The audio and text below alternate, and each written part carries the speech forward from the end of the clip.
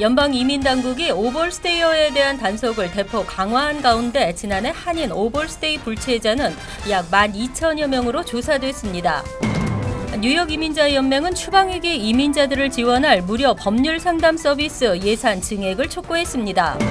트럼프 행정부는 오늘 4조 1,000억 달러 규모의 새 예산안을 의회에 제출했습니다. 뉴욕시에서 태어나는 한인 신생아 수가 6년째 감소 추세입니다. 뉴욕주 정부는 저소득층 시민권 수수료 지원 내추럴라이즈 NY의 2차 런칭을 발표했습니다. 이상은 이 시각 주요 뉴스입니다. 여러분 안녕하십니까? KBN 뉴스입니다. 미국에 입국했다가 체류 기한을 넘긴 오벌스테이 불체자가 최근 이민 단속의 타깃이 되고 있습니다. 연방 이민 당국이 오벌스테이어에 대한 단속을 강화한 가운데 2016년 한인 오벌스테이 불체자는 약 12,000여 명으로 조사됐습니다.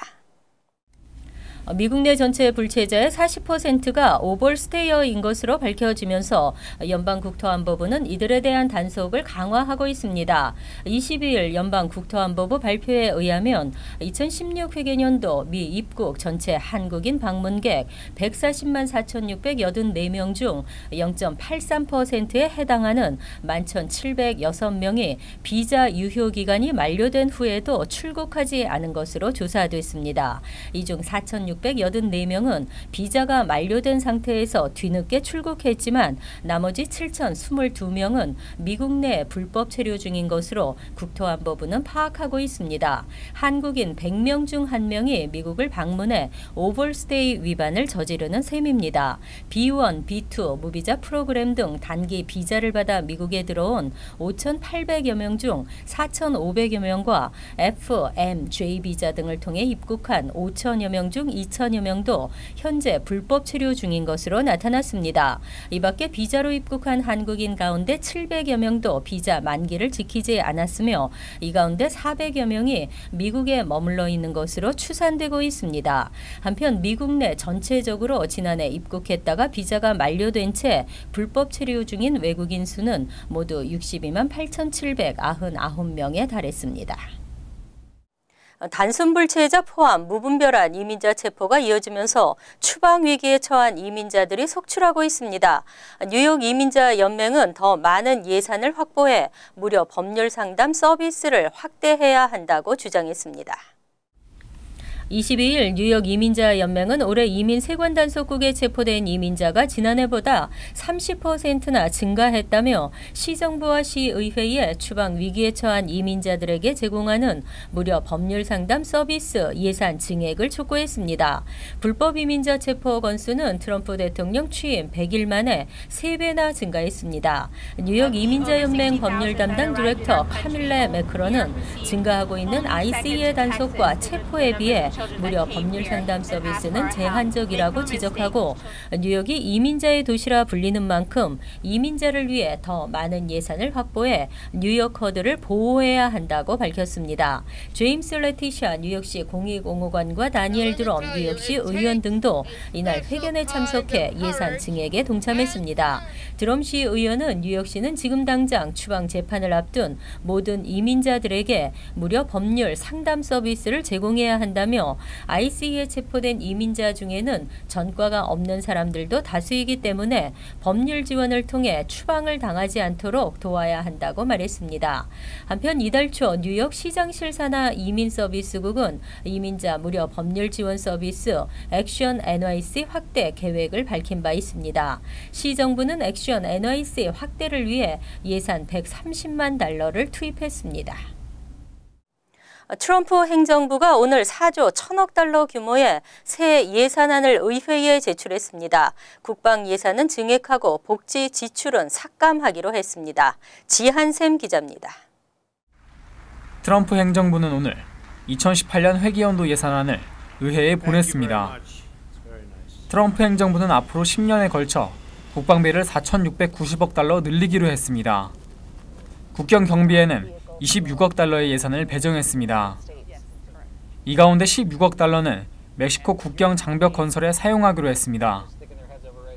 재정 적자 감축을 위해 아동 건강보험 프로그램과 저소득층의 의료비를 지원하는 메디케이드 예산은 10년간 6,160억 달러 줄이기로 했습니다. 사회보장과 메디케어 예산은 예외로 했습니다.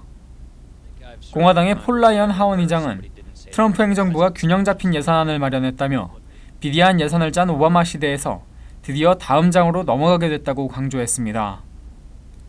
하지만 민주당에선 거세게 반발했습니다. 민주당 의원들은 복지 지출 감축은 지나치게 가혹하다며 공화당이 예산안 통과를 강행한다면 국민들이 가만히 있지 않을 것이라고 경고했습니다. 예산안은 의회 승인을 거친 뒤 트럼프 대통령이 서명해야 효력이 생깁니다. KBN 뉴스 지한샘입니다. 트럼프 대선 캠프와 러시아의 관계를 조사하던 중 갑자기 해임된 제임스 코미 연방수사국 전 국장에 대해 미국인들은 가혹한 평가를 내렸습니다. 힐러리 이메일 스캔들 수사에 대한 입장 변경이 이미지를 크게 손상시킨 것으로 나타났습니다. 하버드 해리스 폴이 지난 17에서 20일 유권자 2만 6명을 대상으로 실시한 조사에 따르면 코미 전 국장에 대한 호감도는 31%, 비호감도는 39%로 나타났습니다.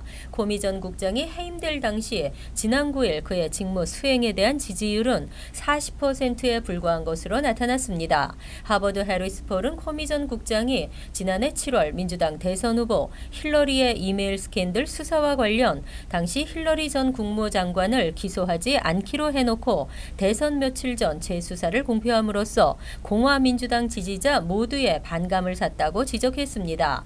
그리고 이 재수사 공표로 대선 레이스의 판도가 돌변했다는 것입니다. 이번 조사에서도 56%는 코미 전 국장이 대선 직전 재수사 공표를 해서는 안 됐었다는 입장을 보였습니다. 하버드 해리스 폴은 코미 전 국장이 FBI 수장으로서는 물론 클링턴에 대한 재수사에 대해서도 제대로 하지 못했다는 게 대체적 여론이라고 전했습니다. 한편 코미 전 국장은 20일 하원 정보위원회 청문회에 출석, 러시아 미 대선 개입 시도를 사실상 확인했습니다. 뉴욕시에서 태어나는 한인 신생아 수가 6년째 감소 추세입니다. 그런가 하면 한인 영아 사망률은 최근 꾸준히 증가하고 있습니다. 2015년 뉴욕시 출생사망 통계 보고서에 따르면 뉴욕시 5개 보로에서 태어난 한인 신생아 수는 총 1,080명으로 2014년을 제외하고 2008년 이후 6년 연속 감소했습니다. 지난 16년간 뉴욕시에서 태어난 한인 신생아 수는 총 17,503명으로 매년 평균 1,093명이 탄생하는 것으로 조사됐습니다. 지역별로는 퀸즈에서 전체 36.8%를 차지하는 397명이 태어났으며 이어 맨해튼에서는 32.4%, 350명, 브루클린은 14%, 151명, 스태튼 아일랜드 17명과 브롱스 14명 등이 각각 출생했습니다. 하지만 최근 들어 한인 영아 사망률은 큰 폭으로 증가하고 있는 것으로 나타났습니다. 2010년과 2011년 한인 영아 사망률은 각각 신생아 1000명당 0.7명에 불과했으나 2013년 3.4명, 2014년 3.6명, 2015년에는 5.0명으로 급격히 늘고 있습니다. 이는 뉴욕시 전체 커뮤니티와 비교해도 6번째로 비교적 높게 나타났습니다. 영아 사망률이 제일 높은 커뮤니티는 IT가 7.4명으로 최고였습니다. 또한 이에 반해 2015년 한인 사망자 수는 337명으로 2014년에 312명에 비해 8% 증가했습니다. 지역별로는 퀸즈가 241명으로 가장 많았고 맨해튼 33명, 브루클린 16명, 브롱스 14명, 스태튼 아일랜드 10명, 뉴욕 시외 지역이 23명으로 나타났습니다. 시민권을 신청하려 해도 $725에 달하는 수수료는 큰 부담입니다. 내추럴라이즈 NY가 올해에도 계속돼 시민권을 신청하려는 저소득층을 지원합니다. 뉴욕주 정부는 22일 작년 7월 처음 런칭한 내추럴라이즈 NY를 지난해에 이어 이번에도 진행한다며 내추럴라이즈 NY 2차 런칭을 발표했습니다. 내추럴라이즈 NY는 저소득층에게 시민권 신청 비용을 지원함으로써 시민권 취득을 독려하는 제도입니다. 지난해 12월 23일부터 이민 관련 각종 수수료가 대폭 오르면서 현재 시민권 신청 수수료는 지문 포함 $725에 달해 신청자들의 소비자들의 부담이 큰 형편입니다. 내추럴라이즈 NY는 연방정부가 제공하는 수수료 감면 혜택 대상에 포함되진 않지만 경제적 어려움을 겪는 뉴요커들을 대상으로 시민권 수수료 전액을 부담해주는 방안입니다. 앤드류 쿠오모 뉴욕 주지사는 올해는 시민권 신청 지원 바우처 1,500장을 제공한다고 밝혔습니다. 지난해 2,000명의 바우처를 준비했지만 실제 혜택을 받은 사람은 389명으로 나타났습니다. 957명이 지원했지만 자격이 충족되는 사람은 389명밖에 없었습니다. 주정부는 이번 캠페인에서 실질적인 수혜자를 늘리는 것을 최우선 과제로 삼았습니다. 직장은 있으나 주인이 불러야 일을 할 수 있고 아니면 기다려야 하는 불안정한 직업이 있습니다. 뉴욕시 모든 소매업체 종업원들에게 2주간 최소 20시간 근로를 보장하는 방안이 추진됩니다. 22일 시의회 민간서비스 및 노동위원회는 패키지에 조례안 페어 워크윅에 대한 공청회를 열고 관련 조례안 5개를 검토했습니다. 이 패키지 조례안은 대부분 패스트푸드점 종업원에 한해 적용되지만 종업원 5인 이상 일반 소매업체 종업원의 근로 안전성을 개선하는 내용도 포함됐습니다. 특히 코리 존슨 의원의 조례안은 소매업체 종업원에게 2주간 최소 20시간 이상의 근무 시간을 보장할 수 있도록 했습니다.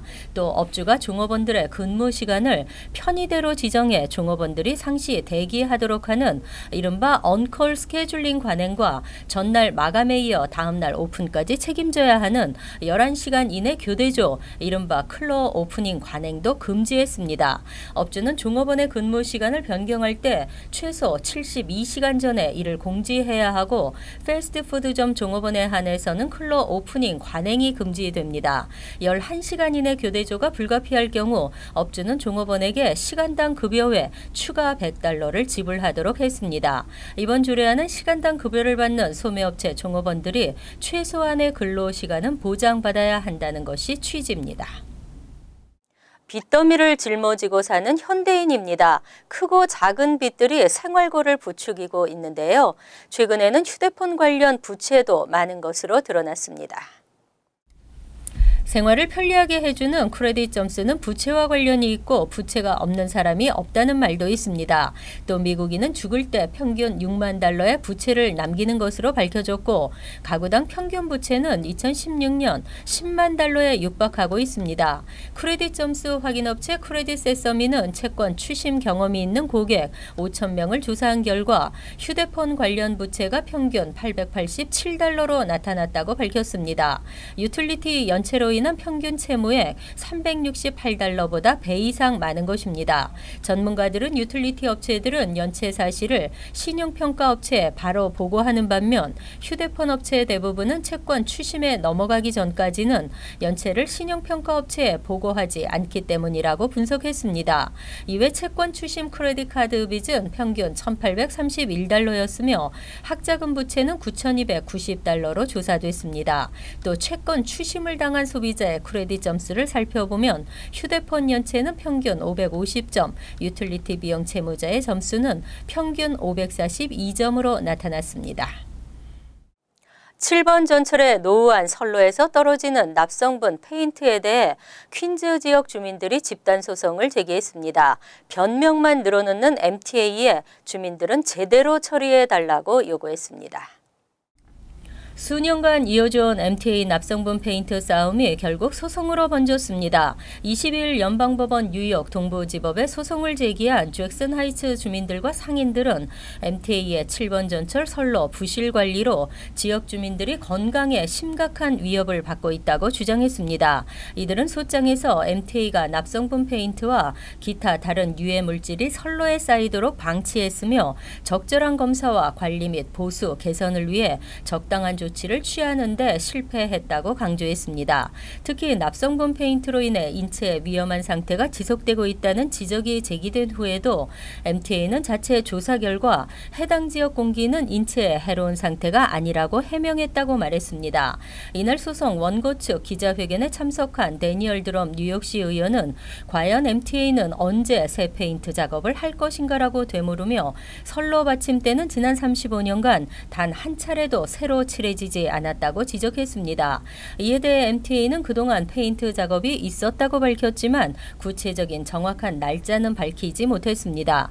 프란시스코 모야 주 하원 의원도 이제는 MTA가 대책을 마련해야 할 때라고 밝혔습니다.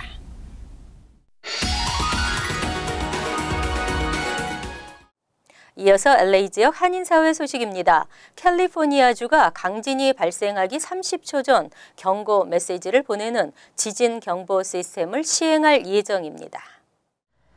칼텍 지진학자 에질 학슨 교수는 일본과 미국 지구과학협회 합동회의에서 캘리포니아에 새로운 소프트웨어가 장착된 지진 감지 스테이션을 설치하고 있으며 이를 통해 지진 발생을 예측하고 강진이 오기 전 주민들에게 메시지를 보내 이를 알리는 시스템을 개발 중이라고 밝혔습니다.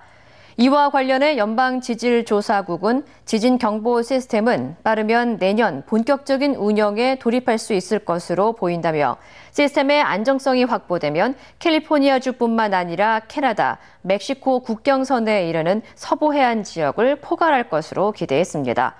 한편 주 당국은 지진 경보 시스템을 구축하는 데 3,830만 달러가 소요되며 시스템을 유지 보수하는 데 연간 1,610만 달러가 지출될 것으로 전망했습니다.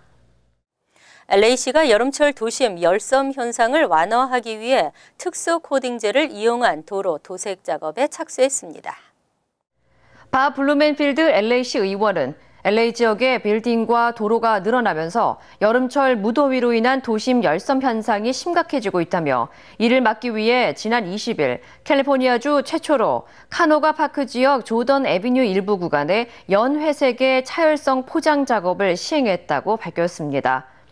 이어 시당국은 차열성 포장은 연회색 특수 코팅제를 아스팔트 도로에 덧칠해 햇빛을 반사시켜 아스팔트로 흡수되는 태양열을 줄여 주변 온도 상승을 막아준다고 설명했습니다. 특히 도색 작업을 마친 지역 도로 위의 온도는 70도로 측정돼 기존의 아스팔트 도로 위의 온도보다 23도나 낮은 것으로 나타났습니다. 이와 관련해 시 관계자는 이번 도로 도색 작업이 도심 열섬화 방지에 효과적이라고 판단될 경우 다음 달까지 14개 지역으로 확장해 시행할 계획이라고 전했습니다. 한편 차열성 포장 작업 비용은 마일당 4만 달러로 알려졌습니다. 간추린 소식입니다. 한인공공정책위원회는 6월 26일 오후 5시 워싱턴 DC 연방의사당 내 방문자 센터에서 한미동맹 결의안 연방의회 만장일치 통과 10주년 기념 재미 한인 지도자 대회를 개최합니다. 뉴욕, 뉴저지, 워싱턴 DC 등 10여 개 주 한인 정치인과 지도자들이 자리를 함께하는 이날 행사에서는 한미동맹의 중요성과 북한 핵 문제, 북한 주민 인권 문제, 재미 입양아 인권 문제와 시민권 이슈 등에 대해 토론할 예정입니다. 레오니아 경찰국에 따르면 경찰은 16일 오전 8시 30분쯤 레오니아 고교 인근에서 18세 고교생을 연쇄 차량 터리범으로 체포했습니다. 경찰은 체포 1시간 전쯤 힐크레스트 애비뉴 인근에서 한 청소년이 자신의 차에서 절도 행각을 벌이고 있는 장면을 목격했다는 주민의 신고를 받고 출동했습니다. 체포 당시 이 학생은 피해 차량에서 훔친 신발을 신고 있었던 것으로 드러났습니다. 경찰은 용의자가 미성년인 점을 감안해 신원은 밝히지 않았습니다. 베이사이드 인근 오클랜드 가든에 있는 엘리펀트 파크에서 조류 관찰을 하던 주민이 부패된 시신을 발견해 경찰에 신고했습니다. 경찰에 의하면 시신의 상태는 매우 부패돼 있었고 현재로선 성별 구분조차 파악하기 힘든 상황으로 알려졌습니다. 경찰은 시신을 검시소에 보내 부검을 의뢰한 상태입니다. 지난 19일 존 모렐은 네이선스와 커티스 제품 20만여 파운드를 리콜한다고 발표했습니다. 업체 측은 일부 제품에서 금속 조각이 발견됐다는 보고가 있었다며 지금까지 3건의 불만 신고가 접수됐고 아직 이로 인한 부상자 발생은 보고되지 않았다고 밝혔습니다. 리콜 대상 제품은 지난 1월 26일 제조된 네이선스 스킨리스 비프 프랭크 14온스, 커티스 비프 마스터 비프 프랭크 16온스 제품 등입니다. 환율과 증권 소식입니다.